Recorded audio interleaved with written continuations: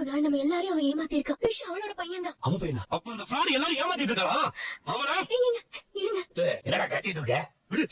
நீ என்ன சொல்ல தெரியுமாப்பா? அந்த பாதாள மெத்தன நம்ம எல்லாரும் ஏமாத்திட்டு இருந்திருப்பா. என்னடா சொல்ற? கிருஷ்ணா அவனோட பையன் தான்ப்பா. அது மட்டும் இல்ல, ஏற்கனவே கல்யாணம் இருக்குது. அந்த செத்து போயிட்டான். அதுக்கப்புறம் நம்ம மனசு கல்யாணம் பண்ணிருக்குது. இவ்வளவு நாள் எல்லா விஷயத்தையும் நம்ம எல்லாரும் ஏமாத்திட்டு இருந்திருக்கா. அப்பா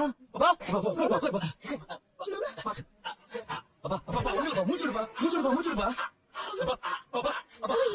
என்ன பாசி இது? நல்லா மூச்சுடுப்பா.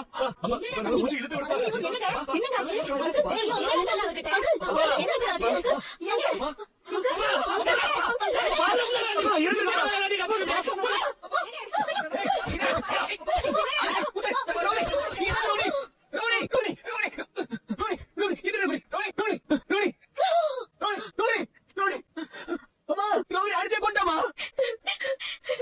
உண்மையை சொன்னா என்ன ஆகும்னு நினைச்சு பார்த்தாலே பதறது. இந்த மாதிரி எதுவும் நடந்துடக்கூடாது. இந்த குடும்பம் உடைச்சிடக்கூடாது. யாருக்கும் எதுவும் ஆயிடக்கூடாது.